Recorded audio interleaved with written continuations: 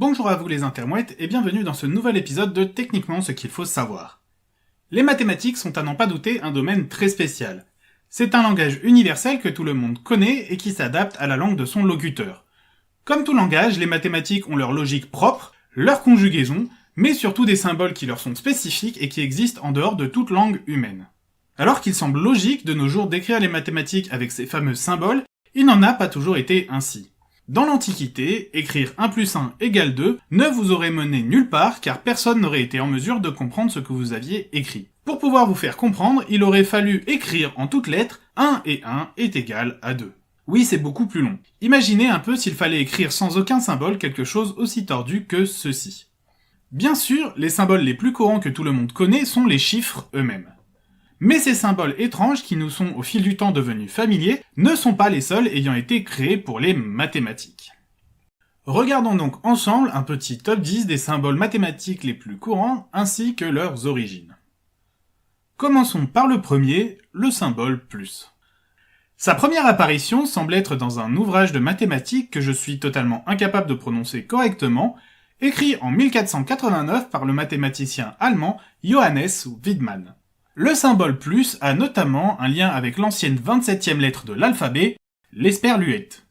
Les deux symboles viennent en effet d'une condensation du mot latin et, qui signifie et. Le mot et va voir sa graphie se modifier au fil du temps avec la vitesse d'écriture jusqu'à voir apparaître une ligature. Il donnera alors l'esperluette que l'on connaît aujourd'hui, et Wiedemann ne gardera que la ligature pour créer son symbole plus. Deuxième symbole, le moins.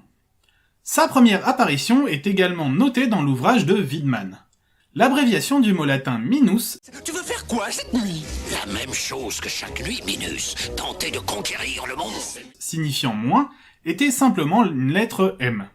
Au fil des répétitions, la lettre semble avoir perdu ses arrondis jusqu'à ne devenir qu'une simple ligne horizontale comme on en voit beaucoup de nos jours sur les ordonnances médicales. Troisième symbole, le symbole égal. C'est l'un des symboles les plus importants, il fait pourtant sa première apparition seulement au XVIe siècle.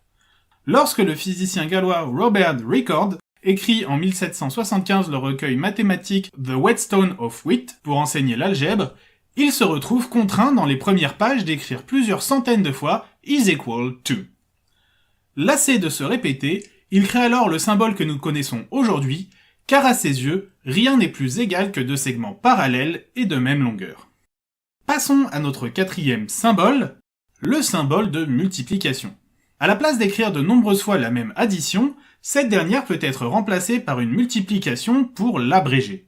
Sa première utilisation remonte au XVIIe siècle et est attribuée au mathématicien anglais William Oughtred dans son ouvrage Clavis Mathematicae, écrit vers 1628.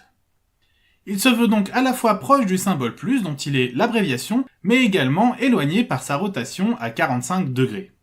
Passons maintenant à notre cinquième symbole, le symbole divisé. Le symbole de la division, nommé obélus, apparaît pour sa part en 1659 dans un livre d'algèbre allemand de Johann Rahn que je suis également incapable de prononcer correctement.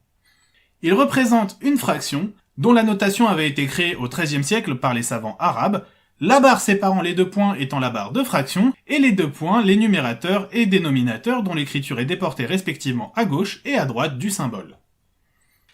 Passons maintenant au numéro 6. Le symbole de la racine carrée est pour sa part plus sujet à discussion. Certains attribuent son origine à Fibonacci, en 1220, qui avait noté dans son ouvrage Pratica Geometricae une racine carrée à l'aide d'un R majuscule pour radix en latin, dont le pied était barré. Puis, comme pour le symbole plus, au fil du temps, seule la partie significative du symbole aurait été conservée. D'autres clament que ce symbole provient de la déformation d'un R minuscule, provenant toujours du mot latin radix. Une troisième théorie affirme que le symbole proviendrait de la représentation du côté d'un carré et de sa diagonale, car la longueur du côté d'un carré est en lien avec la racine carrée de sa diagonale. Enfin, une dernière théorie propose comme origine la lettre arabe jim, première lettre du mot jad, signifiant racine carrée en arabe. Passons ensuite à nos deux symboles suivants, les symboles inférieurs à et supérieurs à, nommés chevrons.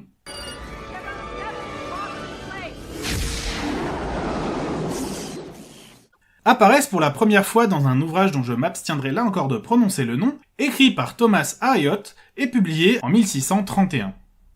La légende raconte que lorsqu'il explorait l'Amérique du Nord, il vit un tatouage des deux symboles entrelacés sur le bras d'un Indien, ce qui lui donna l'idée. Une version bien plus crédible est que son inspiration viendrait du symbole égal, mais où la distance entre les deux traits permettrait de jouer sur la valeur. Les nombres situés du côté où l'écart entre les traits est le plus petit sont logiquement plus petits que ceux situés du côté où l'écart entre les traits sont les plus grands.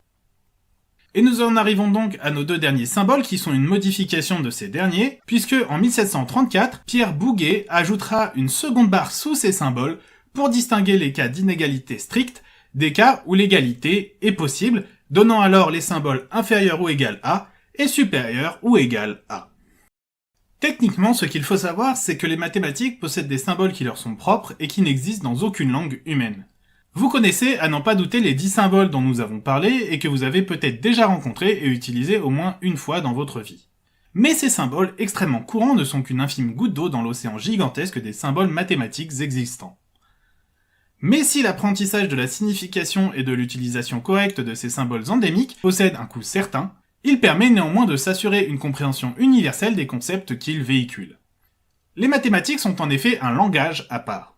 Si les langues humaines transportent en plus de la signification de leurs mots certaines valeurs et idées participant à façonner notre vision du monde, les mathématiques tentent de s'affranchir au maximum de cela en allant vers une abstraction et une rigueur extrême.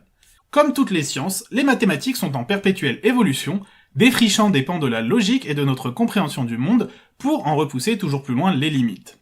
Et il reste extrêmement probable que si l'humanité rencontre un jour une civilisation extraterrestre intelligente, cette dernière possédera ses propres symboles mathématiques, mais que ces derniers posséderont des équivalents parmi nos propres symboles et que nous serons en mesure de nous comprendre mathématiquement bien plus rapidement que par n'importe quel autre langage spatial. Voilà, c'est donc la fin de cet épisode, je vous remercie de l'avoir regardé et j'espère qu'il vous a plu. Comme d'habitude, je vous invite à commenter la vidéo, à la partager, mais également à la liker afin d'améliorer le référencement de la chaîne. Vous pouvez me suivre sur les réseaux sociaux pour avoir plus d'informations sur les épisodes à venir, et je vous invite bien entendu à vous abonner si ce n'est pas déjà fait afin d'être informé de la sortie des prochains épisodes. Et je vous dis en tout cas à bientôt pour un nouvel épisode de Techniquement ce qu'il faut savoir.